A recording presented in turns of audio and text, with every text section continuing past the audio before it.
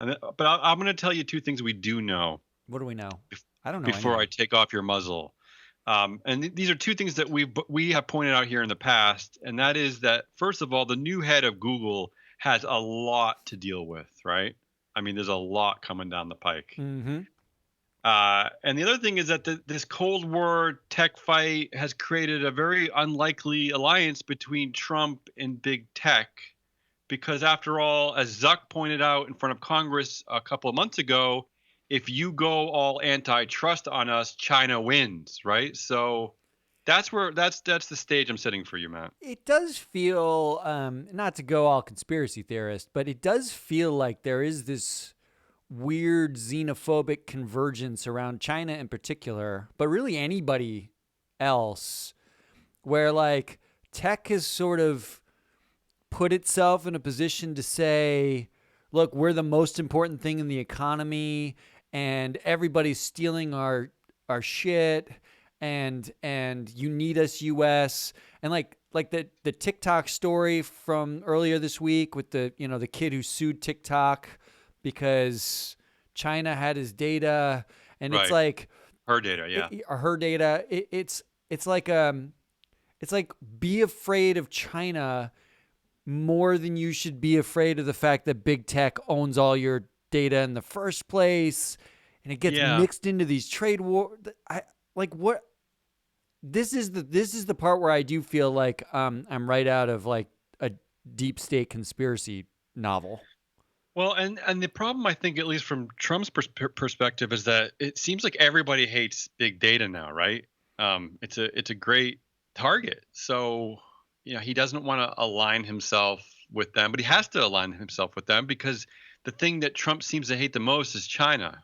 Um, so yeah, that's why we have this unlikely alliance, at least at this point. And then, of course, as we pointed out in our pre-production meeting, which none of you heard, is that is that people like Zuck are sort of desperately holding on to this like anti-China thing, right? Like this is the last thing that's going to protect me against all of you, How much do right? you think? But how much do you think?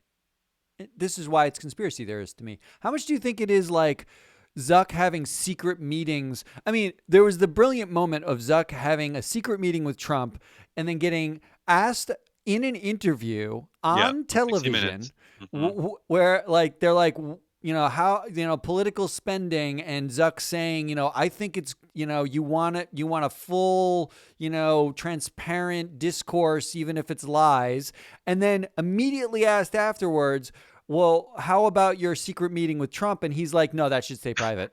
Like, Yeah, there is this, yeah, how much do we think like these kind of secrety meetings and these kind of like conversations that like tech is the biggest lobbyist now in the entire country. They outstrip right. everyone else when it comes to Well, they lobbying. should be. Yeah, How they have a much do we lot think to that lobby. that influence is like, when Marco Rubio sends a letter to MSCI about their China index, is it influenced by the fact that tech is basically kind of in there somewhere saying, don't regulate us. You need to watch out for China because they're stealing everything.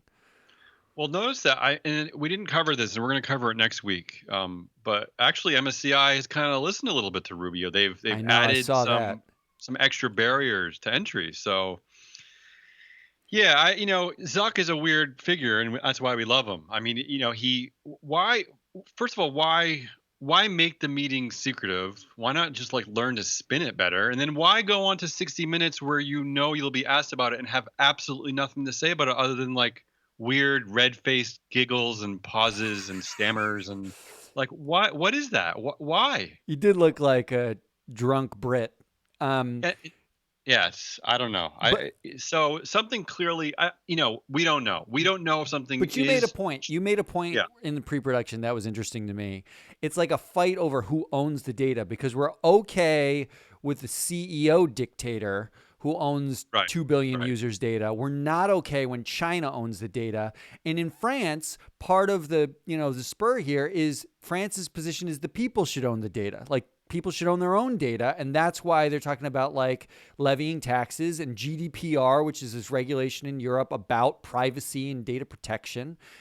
Uh, and and you made the point that it's like that's part of this trade war fight now. And I wonder, to segue into the sort of like the next ish story, how much Yeah. does that influence, like when Sergey Brin and Larry Page Right. leave, they don't want to be a Right. part of like this battle anymore?